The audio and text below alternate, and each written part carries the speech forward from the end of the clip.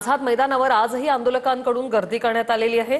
तर CSMT railway स्थानकावर देखील मोठा पोलीस बंदोबस्त तैनात आहे। सध्या ही तीन दृश्य आपण पाहतोय। आझाद मैदानावर आंदोलकांची गर्दी आहे, तर सीएसएमटी रेल्वे स्थानकात पोलीस बंदोबस्त वाढवण्यात आलेला आहे, कारण मराठा आंदोलक मोठ्या प्रमाणात या ठिकाणी आहेत। तर वाशी टोल नाक्यांवर देखील गाड्यांची तपासणी सुरू आहे। आझाद मैदानाहून आमचे प्रतिनिधी दत्ता कनवटे आपल्या सोबत थेट जोडले गेलेले। दत्ता,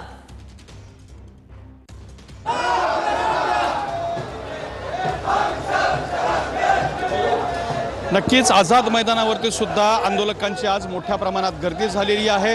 खरं तर गेले 4 दिवस आझाद मैदानावरती हा वॉटरप्रूफ मंडप नव्हता, त्यामुळे जे आंदोलक आहेत त्यांना मात्र या ठिकाणी थांबता येत नव्हतं। मात्र हा वॉटरप्रूफ मंडप टाकल्यानंतर पावसामध्ये पाऊस आहे तो त्यापासून सुरक्षा मिळालेली आहे, त्यामुळे या ठिकाणी आता आंदोलकांची मोठी गर्दी झाल्याचं आपल्याला पाहायला मिळतंय। उपोषण आंदोलनाचा आजचा 5वा दिवस आहे आणि आपण मनोज जरंगे पाटील यांच्याकडे जर पाहिलं तर त्यांची प्रकृती सुद्धा खालावलेली आहे। आज सकाळपासून ते उठलेलेच नाहीयेत। इथं अनेक आंदोलक येत आहेत, जोरदार घोषणाबाजी सुद्धा करत असताना आपल्याला पाहायला मिळत आहेत। अनेक व्यक्ती त्यांना भेटण्यासाठी येत आहेत, मात्र त्यांची सुद्धा मनोज जरंगे पाटील ही भेट घेऊ शकत नाही। त्यांची प्रकृती ढासळलेली आहे। एमआयएमचे प्रदेश अध्यक्ष इम्तियाज जलील आहेत, ते सुद्धा आज मनोज जरंगे पाटील यांची येऊन भेट घेण्याची शक्यता आहे। तर सरकारचं शिष्टमंडळ सुद्धा आज सायंकाळपर्यंत मनोज जरंगे पाटील यांची भेट घेऊ शकतं असा अंदाज सध्या वर्तवला जात आहे। तर दुसऱ्या बाजूला आंदोलनाचा रेटा वाढतोय।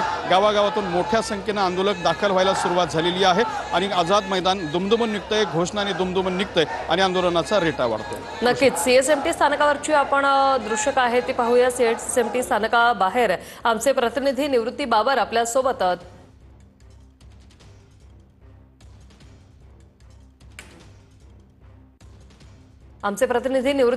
सोबत थेट जोडलेले आहेत। निवृत्ती, सीएसएमटी स्थानकाची काय स्थिती?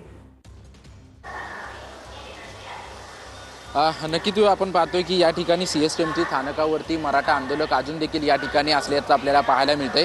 गेल्या 5 दिवसांपासून आझाद मैदान आणि इतर परिसरामध्ये जे आहे ते आंदोलन या सर्व मराठा आंदोलकांचं सुरू होतं आणि छत्रपती शिवाजी महाराज टर्मिनलच्या या ठिकाणी सर्व आंदोलक जे आहे ते आसरा घेताना आपल्याला गेल्या 5 दिवसांपासून पाहायला मिळत होतं। आज देखील या ठिकाणी मोठ्या प्रमाणात पोलीस बंदोबस्त आहे, त्याचसोबतच मोठ्या प्रमाणात मराठा आंदोलक जे आहेत ते या ठिकाणी उपस्थित असल्याचं आपल्याला पाहायला मिळतं। अनेक आंदोलक जे आहेत ते ठिय्या मांडूनच या ठिकाणी बसलेले आहेत, कारण बाहेर जर आपण मुंबईतली परिस्थिती पाहिली तर बाहेर चिखल आणि पावसाची परिस्थिती जी आहे ते बाहेर आहे। त्याच्यामुळे कुठेतरी आसरा घेऊन जे आहेत हे सर्व मराठा आंदोलक जे आहेत छत्रपती शिवाजी महाराज टर्मिनल्सवरती गेल्या 5 दिवसांपासून या ठिकाणी ठिय्या मांडून आहेत। त्यांना येणारं खाण्याचं साहित्य जे आहे ते थेट या ठिकाणी ते घेऊन येत आहेत आणि या ठिकाणी खाऊन गेल्या 5 दिवसांपासून या ठिकाणी ठिय्या मांडून आहेत। या ठिकाणी मोठ्या प्रमाणात पोलीस बंदोबस्त देखील तैनात करण्यात आलेला आहे, कारण की आजच्या कालच्या दिवसापासून मुंबईकर चाकरमानी जे आहे ते मोठ्या प्रमाणात आपल्या कार्यालयामध्ये जाण्यासाठी येत असतो आणि त्याच्यावरती कुठेतरी हा परिणाम होऊ नये, गाड्या ज्या आहेत ते सुरळीत चालाव्यात यासाठी खरं तर पोलीस बंदोबस्त जे आहे तो या ठिकाणी तैनात करण्यात आल्याचं पाहायला मिळते।